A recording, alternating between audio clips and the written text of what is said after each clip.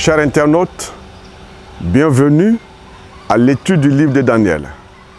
Le 5e thème que nous abordons est de l'orgueil à l'humilité. Le sous-thème que nous développerons aujourd'hui est humble et reconnaissant. Et le verset à mémoriser, que ses signes sont grands, que ses prodiges sont puissants. Son règne est un règne éternel et sa domination subsiste de génération en génération. Daniel, le chapitre 4, le verset 3. Débutons ce thème par une question.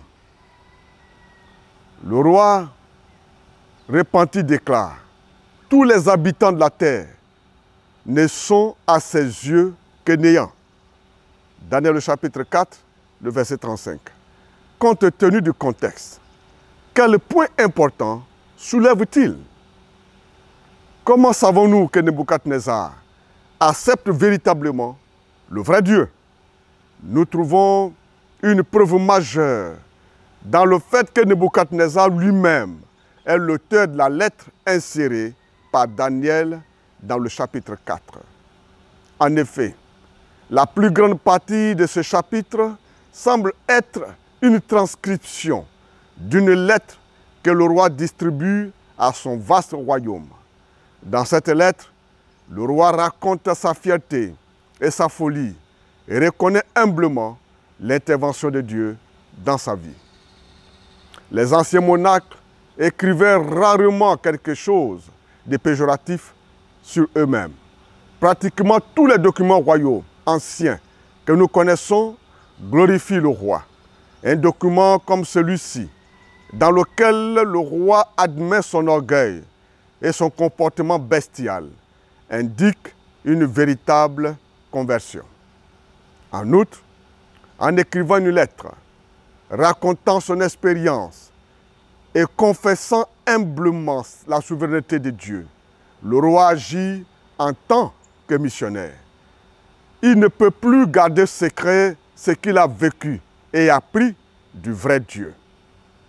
Ce que nous avons vu ici, alors, dans la prière et la louange du roi, dans Daniel le chapitre 4, du verset 34 au verset 37, révèle la réalité de son expérience. Le roi a maintenant un ensemble différent de valeurs et peut reconnaître les limites du pouvoir humain. Dans une prière profonde d'action de grâce, le roi vante la puissance du Dieu de Daniel et admet que tous les habitants de la terre sont réputés comme néants. Daniel, le chapitre 4, le verset 35. C'est-à-dire que les humains n'ont rien d'eux-mêmes à se vanter. Ainsi, ce dernier aperçu de Nebuchadnezzar dans le livre de Daniel montre un roi humble et reconnaissant, chantant les louanges de Dieu et nous mettant en garde contre l'orgueil. Bien sûr, Dieu continue de changer des vies aujourd'hui. Peu importe à quel point les gens peuvent être arrogants ou pécheurs. En Dieu, il y a la miséricorde et la puissance pour transformer les pécheurs rebelles en enfants de Dieu des cieux. Je vous soumets une réflexion.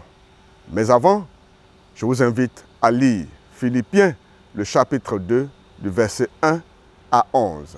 Et répondez. Que trouvons-nous ici qui devrait éradiquer l'orgueil de nos vies? Nous remercions tous ceux qui aiment et partagent notre publication. Que le Seigneur fasse de vous des porteurs de lumière afin de hâter le retour de notre Seigneur et Sauveur Jésus-Christ de Nazareth. Amen. Si vous êtes intéressé par nos cours bibliques sur le livre de Daniel ou de l'Apocalypse, appelez-nous ou écrivez-nous à cette adresse qui s'affiche au bas de votre écran.